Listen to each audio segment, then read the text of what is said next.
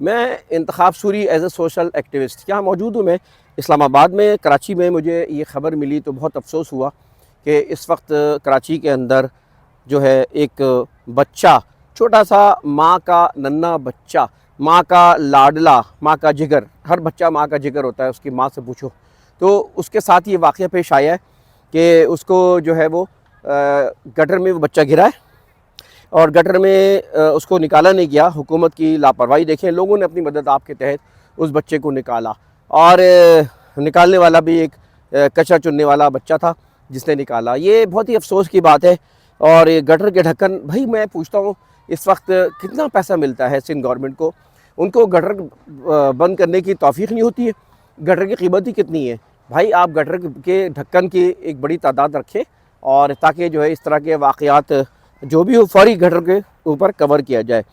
آپ کے آئے دن یہ خبریں سننے کی ملتی ہے سندھ گورنمنٹ کی کے لیے کہ وہ جو ہے اتنا کھرب کا جو ہے کسی جگہ کا بند کر دیا، کسی ان کے افسر نے، گورنمنٹ کے کسی افسر نے معلوم چلا کہ جو ہے نا اتنے ارب روپے کا غبن کر دیا. یہ آئے دن کی خبریں جو ہیں اس وقت سندھ گورنمنٹ سے مل رہی ہوتی ہیں. اور تمہارے لیے اتنا بجٹ میں کہتا ہوں نہیں ہے تمہارے پاس، یا اتنا پیسہ تم نہیں لگاتے کہ بھائی گٹر کے ڈھکنوں کو بند کرو جہاں کئی لاشیں جو ہے ملتی ہیں، لوگ بیچارے جو ہے واقعات ہوتے رہے ہیں.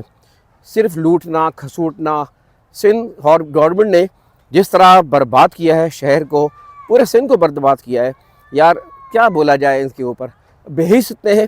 ابھی میئر صاحب کا میں سن رہا تھا مرتضی وہاب صاحب، جس کے اوپر جو ہے ایک مطالبہ کیا جا رہا ہے کہ بھائی ان کو استعفیٰ دینا چاہیے، ان کو جو ہے یہاں سے نکل جانا چاہیے کہ قبضہ میئر ہے.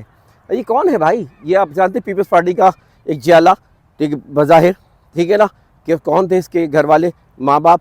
اس نے جو ہے نا یہ ایک زبردستی جو ہے پیپلز پارٹی نے ٹریپ کیا، خریدا، لوگوں کو ڈرایا دھمکایا، اور بالآخر اصل جو شخصیت تھے اگر وہ ہو جاتے نا حافظ نعیم، تو میں سمجھتا ہوں کہ یار کراچی کی خدا کی قسم قسمت بدل جاتی. کراچی دبئی ہو جاتا، کراچی جو سنگاپور ہو جاتا. اس وقت یہ ایک نئی پلاننگ میں اس بات کا حصہ ہے جو صوبے بنائے جا رہے ہیں. اس میں جو ہے نا کراچی کو بھی ایک صوبہ بنانے کا پلان اور ہونا چاہیے. کراچی کو جب صوبہ بنا دیں گے نا، میں گارنٹی سے کہتا ہوں کہ یہ ایک دبئی کی طرح ریونیو جنریٹ کر کے دے گا. قدر ہی نہیں کی ہے کراچی کی، لوگوں نے قدر ہی نہیں کی ہے. گورنمنٹ نے اس کو تباہ کر کے رکھ دیا ہے. تو قبضہ میئر صاحب نے بجائے اس کے کہ وہ کوئی بات کرتے، انہوں نے الٹی سیدھی بات شروع کر دی. تو یہ ان کا مزاج ہے، کام نہیں کرتے. کام کیا کریں گے؟ ان کو تو پیسے کھلانے ہوتے، کھانے ہوتے، اوپر تک یہ سلسلہ چل رہا ہے. اور میں آپ کو یہ بات بتاتے چلوں کہ کراچی جو کہ 80%، 60% سے لے کے 80% تک ریونیو جنریٹ کرتا ہے فیڈرل اور لوکل کے حساب سے، لیکن ملتا اس کو 10% بھی نہیں ہے. تو یہ ایک بڑی زیادتی کی بات ہے. اور میں آپ کو یہ بات بھی بتاتے چلوں کہ اس وقت جو ہے یہ میئر صاحب کی پرفارمنس کا یہ حال ہے کہ انہوں نے شہر میں کچھ کر کے نہیں دیا. آپ کو میں صحیح بتاؤں کہ میں ڈسٹرکٹ سینٹرل میں رہتا ہوں، اور ڈسٹرکٹ سینٹرل کے اندر میں دیکھتا ہوں کہ جماعت کے ٹاؤن پہ یہ کیچڑ اچھالتے ہیں نا. جماعت کے جو ٹاؤنز ہیں اس وقت 6-7 ٹاؤن ہیں غالباً، تو اس پہ کیچڑ اچھالتے ہیں. آپ بالکل فرق محسوس کریں گے. یہ صرف الزام لگاتے ہیں مرتضی وہاب صاحب، خود انہوں نے کام نہیں کرنا ہوتا ہے. ماشاءاللہ جو ہے نا ہمارے ٹاؤنز میں آپ کو یقین کریں ایک بڑا فرق نظر آتا ہے. جب یہ آئے 2 سال کے عرصے میں انہوں نے سڑکیں اندر جو دیکھی وہ اس پہ کافی کام کیا ہے. گٹر ابلتے تھے وہ ختم کر دیے اور بہتری آ گئی اس میں. سیویج کا سسٹم اچھا کر دیا، اور پانی کا نظام ان کے بس میں نہیں ہے. یہ ظاہر ہے کہ یہ جو ہے وہ پانی کا معاملہ جو ہے وہ واٹر بورڈ کے انڈر میں آتا ہے، لیکن پھر بھی لگے رہتے ہیں. پانی کے مسئلے انہوں نے بہت زیادہ حل کیے. ایک اور چیز میں نے دیکھا ہے کہ کتے جو ہے وہ روزانہ آپ کو خبر ملتی تھی کہ کوئی نہ کوئی خبر آتی تھی کہ یار کتے نے کاٹ لیا فلاں بچے کو، فلاں عورت کو، اور ہاسپٹل میں پہنچ جاتے تھے. لیکن اب یہ بھی اب دیکھنے کو ملتا ہے کہ اب کتوں والی رپورٹ نہیں ملتی.